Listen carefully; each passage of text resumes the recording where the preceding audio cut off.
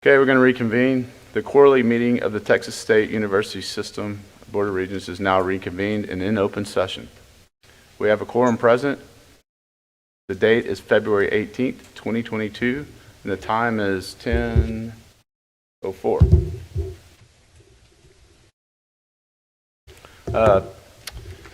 President Renard, thank you so much. Last night was great. The building was just fantastic. From my standpoint, not have seen it before, and we have some real hidden gems within the system, and what a pleasure to be there. And dinner was great, and the music was better. So, well done. Thank you so much. I'd also like to thank President Howard for breakfast this morning hosting. Thank you so much. Got a lot going on. We discussed yesterday. He's going to have more students in the system one of these days. Sounds like so. Lonnie's done a great job, and we surely appreciate the hospitality this morning. Thank you.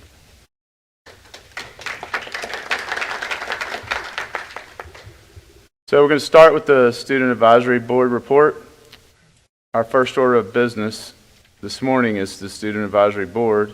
I would like to invite each of the presidents to introduce their SAB members. President Taylor, would you begin the introductions? Yes. I'm going to start with Tiffany Tran. Tiffany is a senior at Lamar University where she majors in biology with a concentration in pre-dental studies. Tiffany is involved in our campus as a student body president and vice president of her Dental Society. She is also involved in various university committees, including the search committee for the Lamar University president. Thanks, Tiffany. Off campus, she is a board member of a nonprofit organization known as the Seafarers Center of Beaumont. In her free time, volunteers with Baptist Hospital of Southeast Texas, where she has been volunteering there since the 9th grade and has accumulated over 400 hours. Recently, Tiffany has been accepted into her top dental school, the UT Health School of Dentistry in Houston, where she'll be continuing her studies following her graduation from Lamar University. David Williams is a student body vice president here at Lamar. He serves as the ambassador program and is a student mentor for the LU LEAD certificate program and is the bass section leader for Lamar University's choir. He also works under the Department of New Student and Leadership Programs as a student orientation coordinator, where he helps plan and facilitate events related to leadership and new student orientation. Davis has served on several university committees and is currently on the Provost Search Committee.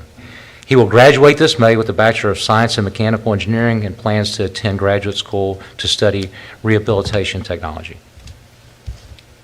Thank you. Thank you. Good morning. We have two students joining us today from Lamar State College, Port Arthur. Tyron Dews is here with us this morning. He is a music education major and a sophomore at Lamar State College, Port Arthur. He plans to become a high school choir teacher and share his love for music with others. He is a resident assistant at Seahawk Landing, our campus housing facility, and his hobbies include singing, playing the piano, cooking, and being with friends and family. We are also happy, I think, to announce that Tyron is going to be transferring to Sul Ross University in Alpine. He attended the last board meeting in Alpine and absolutely fell in love with Sul Ross and the community, so he will be moving to Sul Ross in August. Also with us this morning is Kelsey Torres. Kelsey is a sophomore from Port Arthur. Her major is academic studies, and her long-term goal is to complete her associate's degree and then transfer and pursue a bachelor's in biology. And once she can check that off her list, she plans on applying to medical school and ultimately becoming a dermatologist. She currently works in the daycare center at Exogen Fitness Gym, and her hobbies include working out, crocheting, and spending time with friends and family. Good morning. I'd like to start off with Linka Crump. She's a sophomore from Vidor, Texas. Linka is a sophomore, and she's studying sociology, and she serves as our president of our Student Government Association. She was also selected in 2020 as one of the members of our prestigious ambassador scholarships. And also, she plans to come seeing you, Jaime, as once she graduates with us, she plans to get her sociology degree at Lamar University. And Linka and her sister Lana, who I'll introduce next, are just absolutely wonderful students. Lana is also a sophomore at Lamar State College Orange, and she's studying natural science. She serves as our vice president of student government. She plans to transfer to Lamar University, where she plans to get her degree in biology.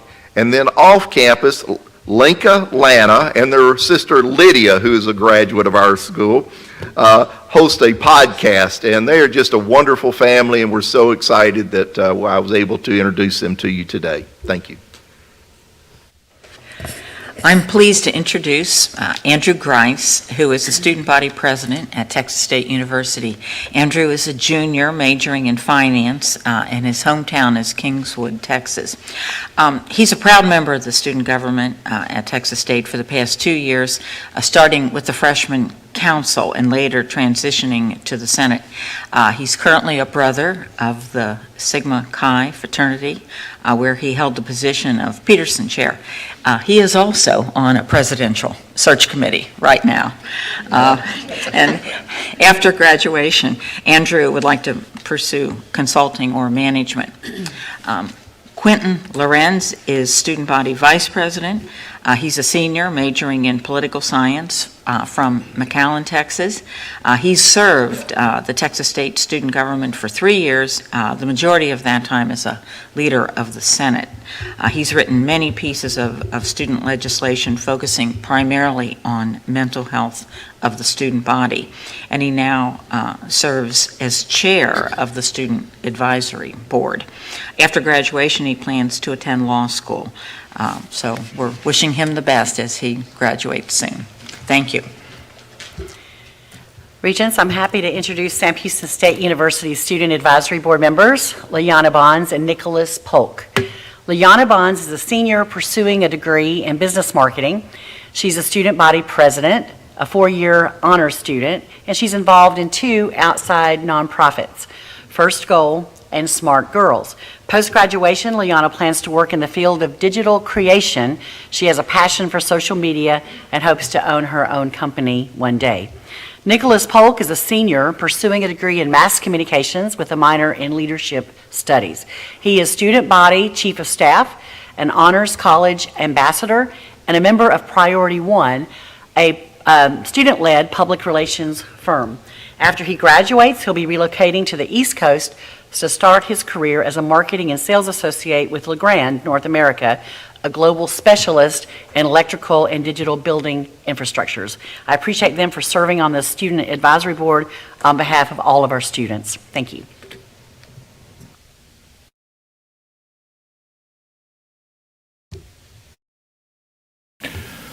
Thank you, Mr. Chairman. It's my pleasure to introduce 2 students from Sul Ross State University who are part of our Student Government Association. The first Regent Flores is Alyssa Saez, whose hometown is El Paso, Texas. She came to us from Irving High School in El Paso. She's a senior kinesiology major and a resident assistant in our residential living program. Her goal is to become a successful physical therapist and give back to the community. Currently, she's actually doing an internship at the Big Bend Regional Medical Center in Alpine, where she's serving as a physical therapist technician intern. And she's also planning on getting a graduate degree at Sul Ross and becoming a graduate assistant before moving on to San Antonio to get her PhD. Our student government vice president is Anique Lopez, Regent Amato. She's actually from San Antonio. She comes to us from Breckenridge High School and then spent some time at Palo Alto Community College before transferring out to Sul Ross State University in Alpine, Texas. She loves Alpine. And her goal, interestingly enough, she's a junior. She's also a kinesiology major, and her goal is also to become a physical therapist. She'd like to become a physical therapist for children. She'd also like to open a nonprofit organization on the west side of San Antonio that is targeted at those who are experiencing homelessness and to allow them to get their lives in better shape and to start a new journey in their lives. Those are our two students, our Student Government Association President and Vice President. It's my pleasure to be with them here and to serve with them at Saros every single day. Good morning, Regents. I'm delighted to introduce two of LIT's student officers. First is our president, Kennedy Montague. Kennedy is from Beaumont, Texas. She enrolled at LIT in 2018. I'm delighted to say she will be graduating at LIT with an associate's degree this May in business. Dr. Taylor, her plans are to enroll at Lamar University, majoring in management information systems. The second person I want to introduce is Melanie Guerrero. Melanie is from Winnie, Texas. She enrolled at LIT in 2019. She will also be graduating with an associate's degree in general studies. She hadn't decided upon a university to transfer, but her goal is to earn a marketing degree. Thank you so much for this time and the privilege of introducing these two students. Thank you.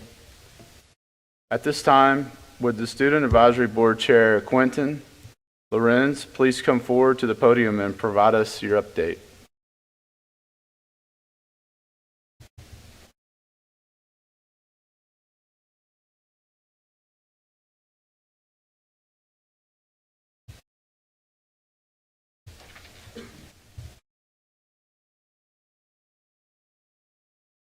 Good morning. I just walked in. Wow. It's all good.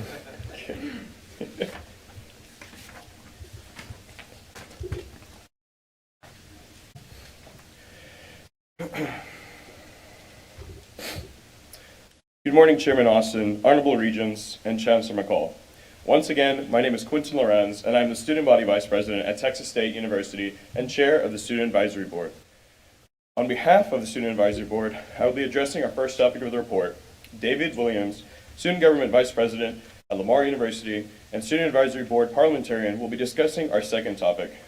Nicholas Polk, who is Student Body Chief of Staff at Sam Houston State University, will be introducing our third and final topic. The students of our system deal with the numerous difficulties regarding their socioeconomic and demographic struggles. Many students fall under the need to find employment to help cover their daily to monthly expenses. However, with the minimum pay given, it is not an optimal decision to meet their needs. According to an article from Inside Higher Ed, 70% of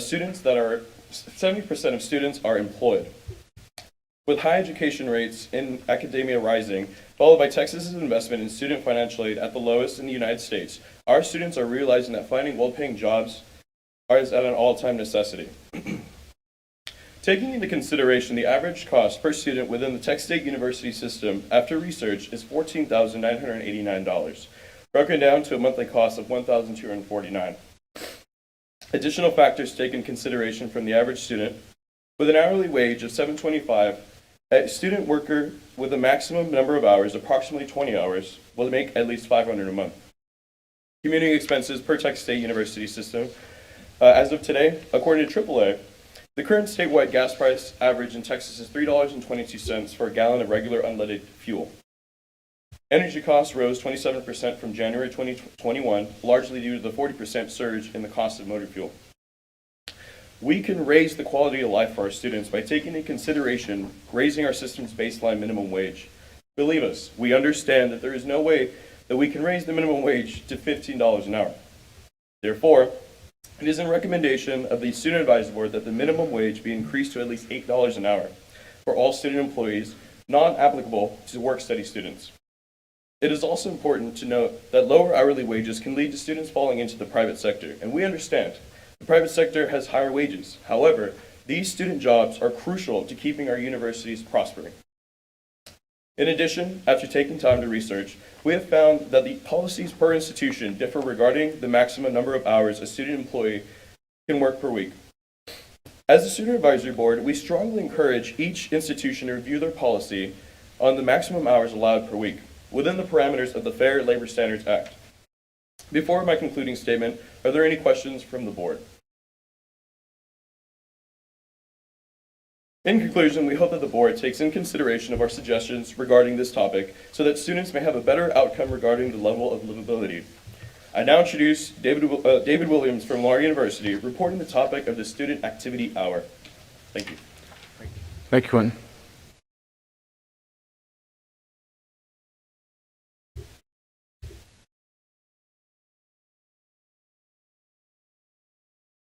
Good morning. My name is David Williams, and I'm Student Body Vice President here at Lamar University. I'll be presenting on the Student Activity Hour. Student engagement is a vital component of all institutions, and according to a study done at Anderson University, getting involved does improve the experience of our students. In addition, an article from Collegiate Parent says that campus involvement is the avenue by which students expand their interests, develop marketable skills, and become part of a community. Achieving these goals, however, can be difficult, especially for students who have jobs, heavy workloads, or commute to and from school. In addition, student organizations often struggle to find times where all of their members can attend meetings and events because of classes, work, or other responsibilities. A viable solution is the Student Activity Hour. Across the nation, there are many universities that have implemented some form of the Student Activity Hour on their campus, such as the University of Virginia and soon Lamar University. This hour is completely designated for students in which student organization meetings and activities can occur. During this hour, no classes are to be held with the exception of lab courses. This is especially beneficial to commuter students. Commuter students often find themselves unable to attend late meetings because they need to travel to and from school. Having a time set aside in the middle of the day to meet gives all students a chance to engage with one another on a regular basis. Interestingly enough, this also benefits academic administration. Department chairs would have a time when they can schedule meetings and events that they know their professors would be able to attend. And of course, student organizations reap similar benefits. In addition, this helps to bring life and fun to campus while boosting student involvement. Lamar University's Provost, Division of Student Engagement, and Student Government Association work together to successfully initiate a Student Activity Hour. This activity hour, named the Cardinal Engagement Hour, will be every Tuesday and Thursday from 12:30 p.m. to 2 p.m. starting this fall. As the Student Advisory Board, we would like to see this initiative be implemented at all institutions within our university system, as it can provide the aforementioned benefit. And now to present our third topic is Nicholas Polk from Sam Houston State University. Thank you. Thank you, David.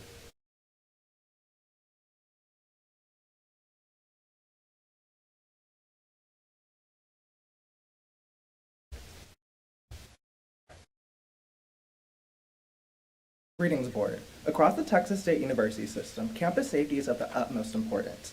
As thousands of students, faculty, staff, and guests frequently visit each of our institution's campuses on a daily basis, we, the Student Advisory Board, would like to focus our attention towards bolstering established campus security measures across the 7 institutions within our system.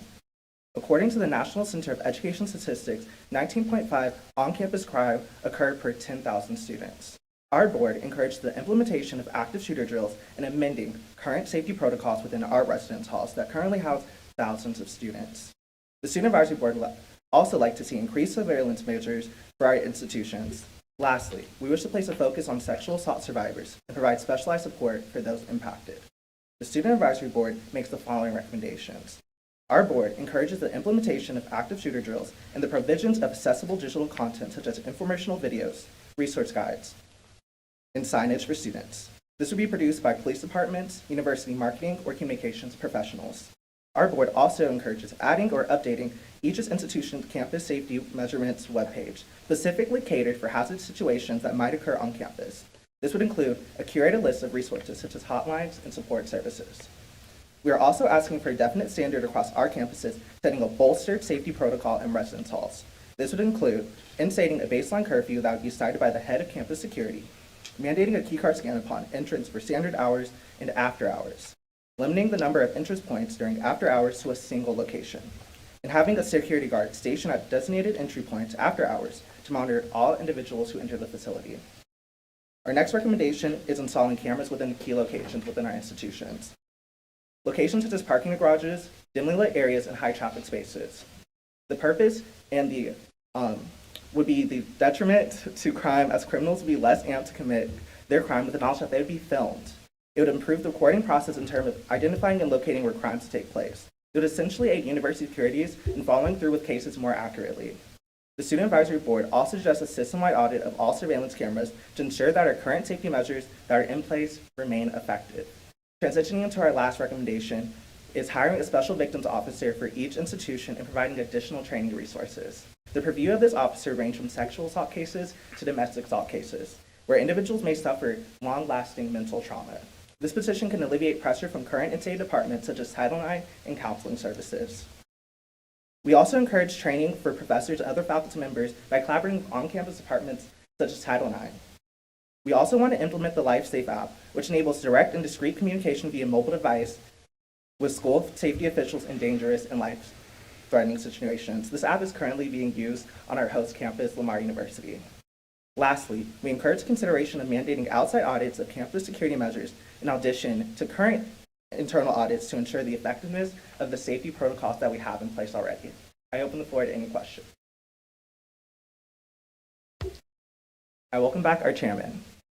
Thank you. Thank you, Nicholas.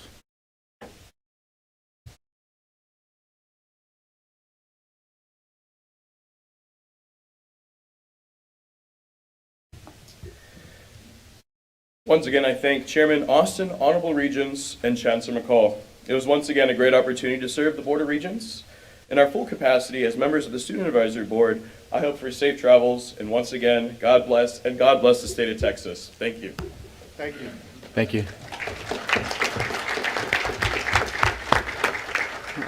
I'd just like to say they've done a really nice, the students have done a really nice job with the presentations, their quality, and they're certainly something that we take serious. And we do talk about the issues and the quality of student life. And I know the president's also, that's really all we talk about and why we're here is for the students. So it's great to hear from them.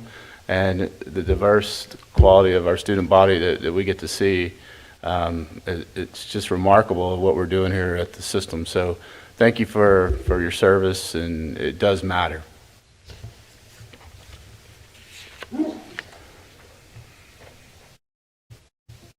So we'll go on to campus updates now, and I know Tom's got some good stuff going there, and we heard a little bit yesterday, but like you said, it's on fire over there, so let's hear about it.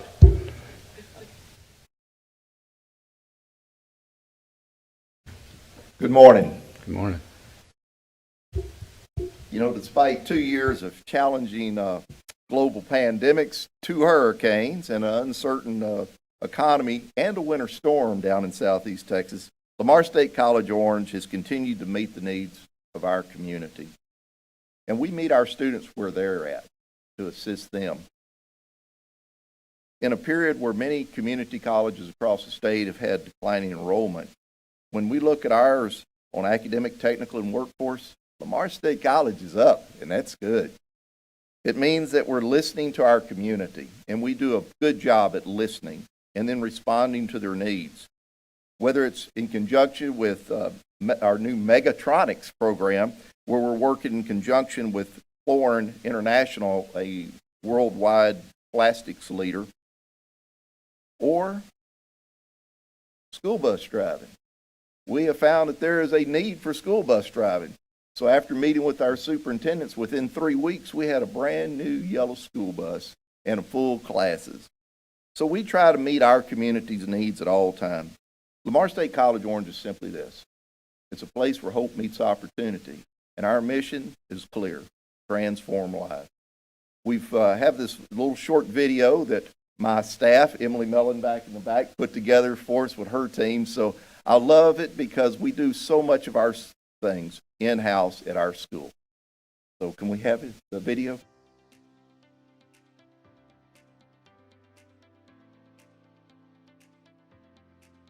At Lamar State College Orange, our purpose is transforming lives through hope and opportunity. Each day, our faculty members and staff come to campus to meet students where they are and to help them develop a skill, a craft, or a trade, or to earn a degree. We want them to have a career, and no matter the student's background, we will work as hard as we can to ensure that each one of our students has a bright orange future. I chose Lamar State College Orange because I knew it would have the one-on-one experience that I needed and it was close to my home. So I feel like choosing LSCO over my other option really set me up for success because it gave me the opportunity to have flexible hours with my work schedule. I'm an assistant manager at HEB and I plan on growing with the company, and having the flexible schedule has really given me time to balance my work schedule and my school schedule. So before I came to Lamar State College Orange, college was always on the top of my head, but as a first generation student, I didn't know if college was for me. Thankfully, after coming to Lamar State College Orange, just the community in general has helped me, with different resources on how to improve my study strategies and everything. So Lamar State College Orange has helped me succeed. What you have accomplished not only is for you, but it's for your entire family, your children, everyone else, because you have led the way. All new tonight, Lamar State College in Orange has announced it has received nearly $840,000 in grants from the Texas Higher Education Coordinating Board. The awards come in the form of 3 different grants that will help offer more training for students to take CDL exams. Lamar Orange also will use the money to purchase new equipment to launch a mechanical, manufacturing, and maintenance program. Our mission at the college is transforming lives. I believe in what we do. We're able to get people jobs just like it did for me as a young man, and be able to provide a livable wage. The Texas Workforce Commission awarded reps with the Skills Development Fund of more than $460,000. This grant will provide custom training to hundreds of new workers in the manufacturing industry. And there's more. The college was also awarded a grant of more than $180,000 to pay for equipment to develop career and technical education courses.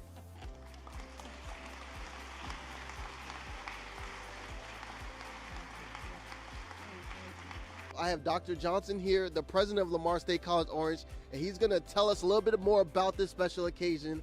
Now, Dr. Johnson, why are we all here today?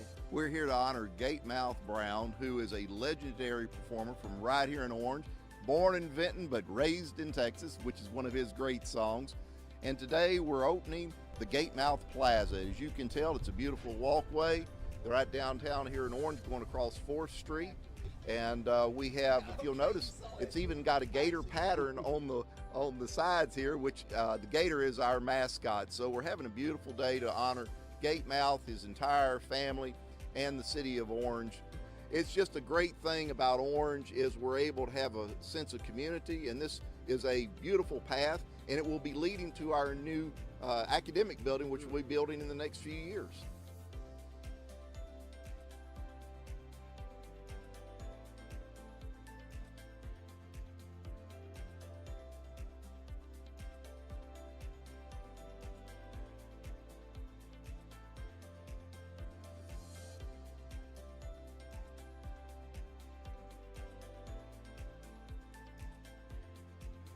The thing about Lamar State College Orange that I want you to know is this. We care about you individually. We want you to succeed. We want you to be able to look to your left, look to your right, and all 3 of you be there on graduation night. And each one of us at LSCO will do everything in our power to make sure you get there.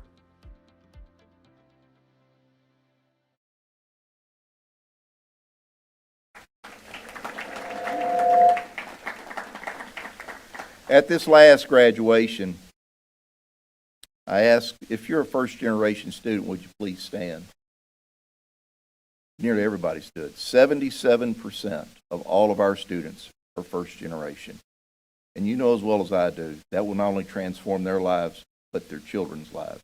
So what we do matters. And we appreciate the support that we get from the Texas State University system to do what we do, meeting the needs of our community. Thank you. Thank you, Dr. Johnson. Any comments from the regents? Questions? Very impressive. They're in constant motion. Okay. Well done. I just want to know how he got Louisiana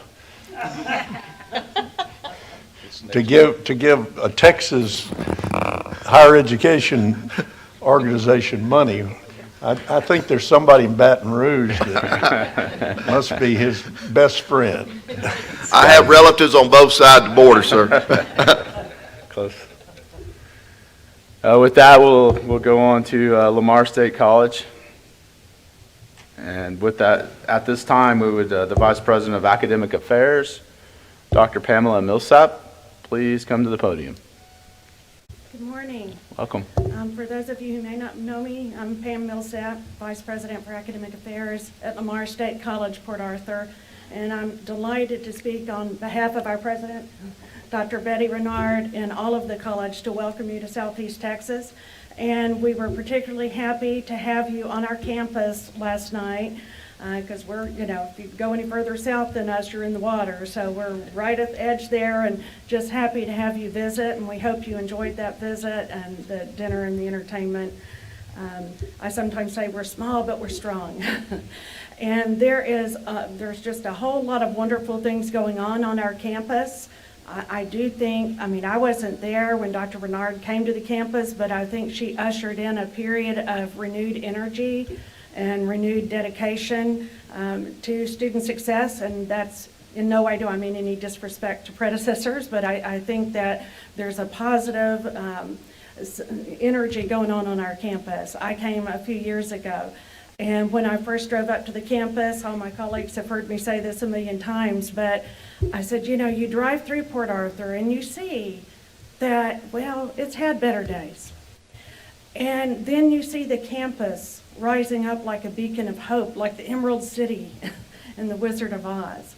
And that's how I feel about our campus. I think that we are the hope for our community, because I strongly believe that education is the way up. 80% of our students are on financial aid. The median household income is $19,000.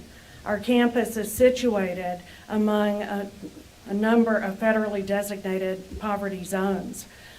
So we are serving a community in need.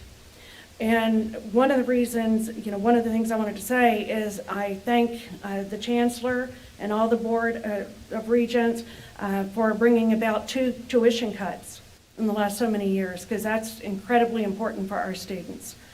We're trying to lower the cost of education. We also have several initiatives going on to lower the cost of textbooks, because I don't know if you've bought one lately, but they're not cheap.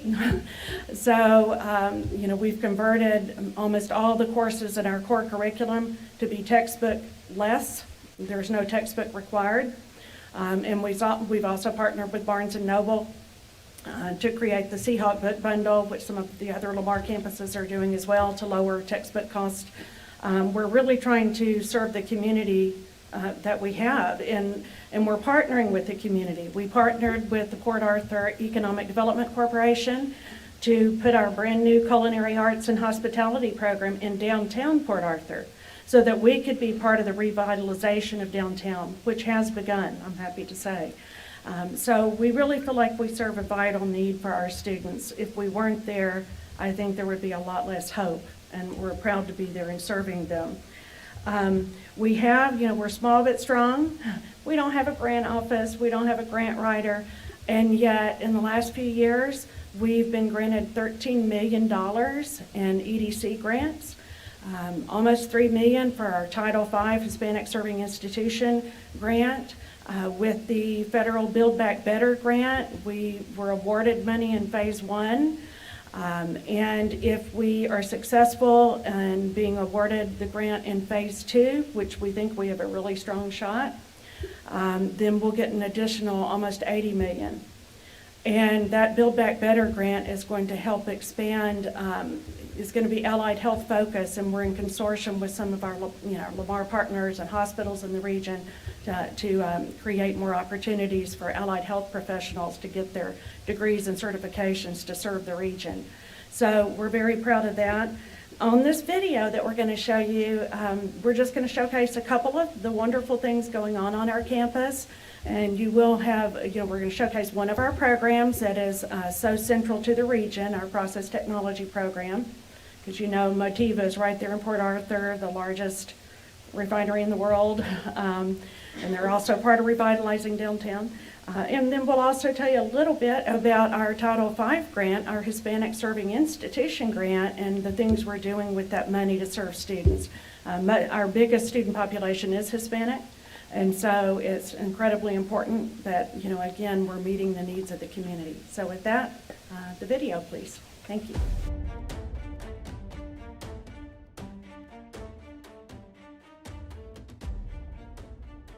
Lamar State College Port Arthur is proud to update you on two projects that have been very successful this past year.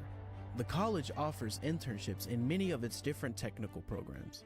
A strong relationship between LSCPA and local refineries lead to the chance for students to learn firsthand what it is to work in the petrochemical industry. It is no secret that the petrochemical industry has a huge impact, creating millions of jobs and investing billions of dollars annually, boosting the long-term financial health of our state and the nation. The area's refineries have long been a strong supporter of the college, and student internship opportunities are a prime example of that fact. Those internships, along with the donations towards programs and scholarships, have helped Lamar State College Port Arthur's process technology and instrumentation programs flourish. George Bone knows his way around a refinery after years of experience working in the industry. Now he offers his knowledge to students seeking careers in process technology and instrumentation. The internship program is a very key part of the learning that these students do because they actually get to see what we talk about in class in real life. Our local leaders through our advisory committee meetings are involved in both our instrumentation and process technology programs. They help us to set up the curriculum, and in setting up this curriculum, part of that is also the internship of making them learn how to take the students into the learning environment and show them how an actual chemical plant works or an actual refinery works. Almost all of our companies and partners are letting the students actually put their hands on things. They're actually letting them the process students valve a pump in, put a pump in service, take a pump out of service. They're also letting our instrumentation students take tools. They're showing them how to work on an instrument, how not to do bad things and how to do the good things. And biggest majority of all, how to be safe doing it all. If anyone can testify to the importance of internships, it would be Danella Slater, business team leader at Motiva Enterprises. At Motiva, the most important things that our interns walk away with are our commitment to working safely, and they get a view about the procedures and behaviors that are needed to achieve our goal of 0 injuries. They also learn the importance of communicating effectively, being a strong and reliable team member, and lastly, they are able to determine if they have chosen the right career path.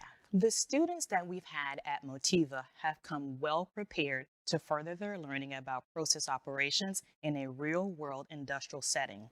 The Motiva Petrochemical Training Unit prepares them to ask relevant questions about the operating units that they're assigned to during their internship, and it provides them with the basics around working safely. They've also come with a ton of energy to be highly engaged while assisting a group of experienced process operators. By the time Elizabeth Guzman came to LSCPA, she was no stranger to the process technology program. Her brother had already graduated and encouraged her to do the same. Lamar State College in Port Arthur very well prepared me for my internship. As far as here, we had mock interviews, we had meetings after school to better fix your resume, we had mentors from all around the facilities in the area to come and speak to you. And we also had the opportunity to have an internship program here. Danya Sanchez has walked across the LSCPA graduation stage once already, but after discovering the college's process tech program, she knew she found a new career. One of the things that amazed me and surprises me about the Process Operating Technology program at Lamar State College Port Arthur are the resources, the equipment, and all of the things that we have at our hands to train properly. We have state-of-the-line simulators. We have also many units indoors and outdoors in mechanical rooms that we can put our hands on. We have consoles. We have a lot of equipment that mimic the real-life scenario.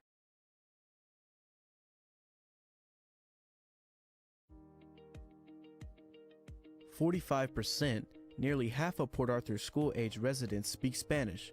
At LSCPA, Hispanics are the largest ethnic group, making up more than 35% of campus enrollment. In 2019, LSCPA received a $2.8 million U.S. Department of Education Title V grant, available to Hispanic-serving institutions. More than 250 higher education institutions applied for the grant, with LSCPA being one of just 43 across the nation accepted. The grant is distributed over a 5-year period. The main goals of the Title V program is access and success. Access is for our students to have a clear pathway, so it'll be easy for them to navigate higher education. Our second goal is success, and with this goal, we want our students to have this in mind, because at the end of the day, we want our students to cross that stage with a certificate or a degree that put them to work or increase their education level. The Title V program is located in the newly renovated historic Ruby Fuller building, where students can find study areas and social gathering spaces. We have parent academies, summer bridge programs, we have cultural and outreach events monthly, we have financial literacy workshops, we have summer bridge workshops. We also have mentoring programs, which is the young men and young women of excellence that we meet monthly with local area schools. The Title V grant serves Hispanic population and our underrepresented population, but it's for all students. All Lamar students who enroll on campus are qualified for these services. El programa del Título 5 ha cambiado la forma en que los estudiantes de Lamar State College Port Arthur pueden aprender. Venimos aquí sabiendo que tenemos todos los recursos que necesitamos para tener éxito. Speaking on behalf of the area's Hispanic community, thank you for helping us attain our life goals.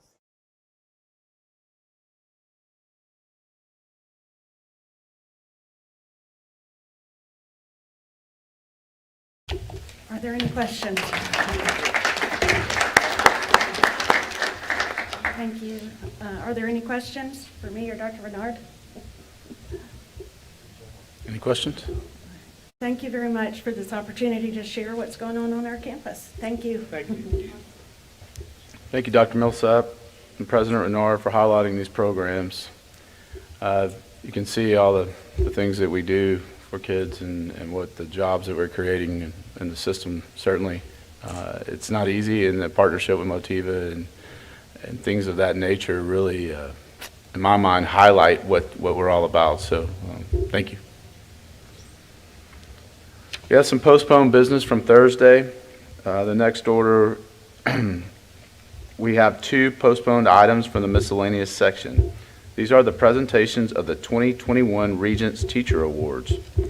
Will the Foundation Executive Director, Mike Wintermute, please come forward and explain the resolutions? Thanks, Mike.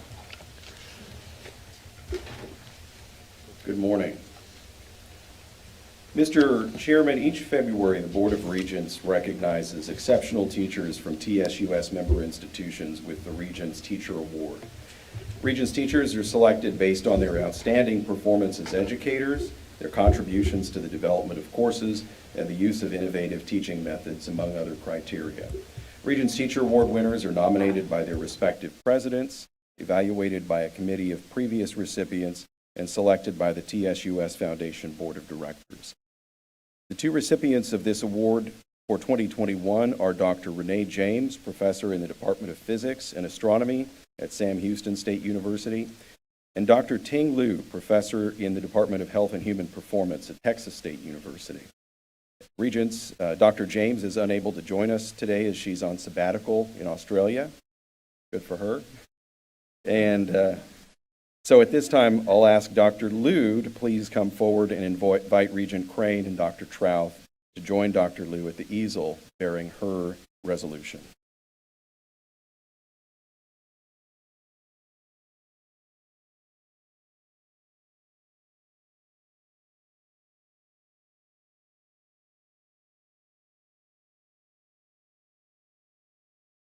And Mr. Chairman, I believe there is a resolution before the board.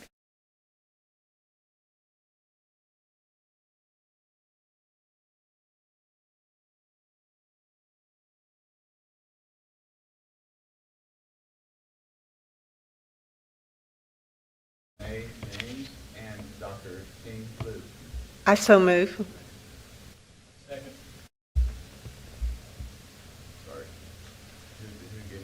I made the motion.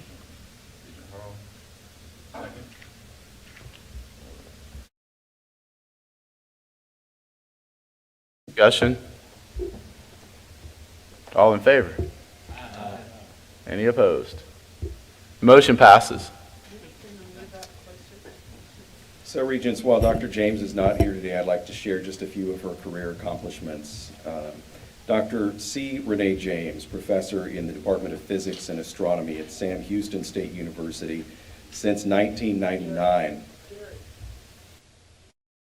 Earned a bachelor's degree in physics from Rice University, a master's degree and a PhD in astronomy from the University of Texas at Austin, and a Master of Education from Sam Houston State University. She's undertaken years of professional development to improve her students' learning experiences, which is evidenced in her end-of-course evaluations, as students have applauded her energy, passion, and innovative teaching methods.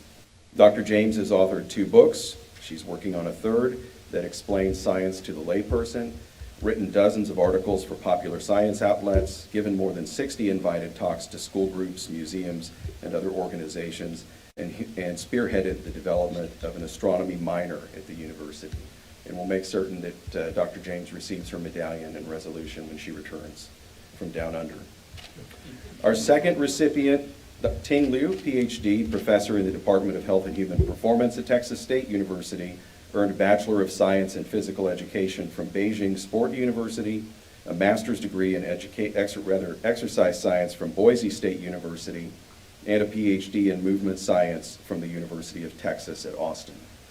Dr. Liu has received a number of awards recognizing her talent and dedication to the teaching profession, including the Everett Swinney Faculty Senate Excellence in Teaching Award, the Presidential Distinction Award for Excellence in Teaching, the College Achievement Award for Excellence in Teaching, and has been nominated for the Piper Professor Award.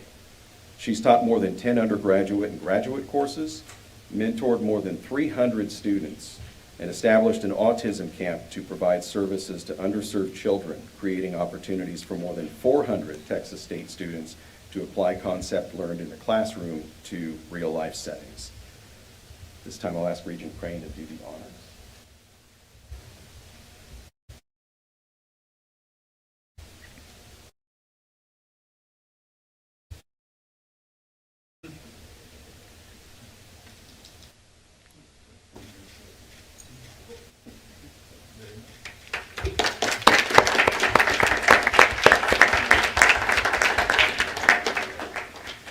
Please join me in congratulating both of our 2021 Regents Teacher Award recipients.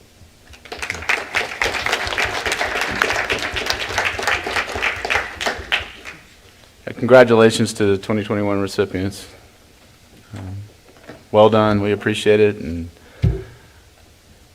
Australia time is way late, I believe. If my memory serves me correct.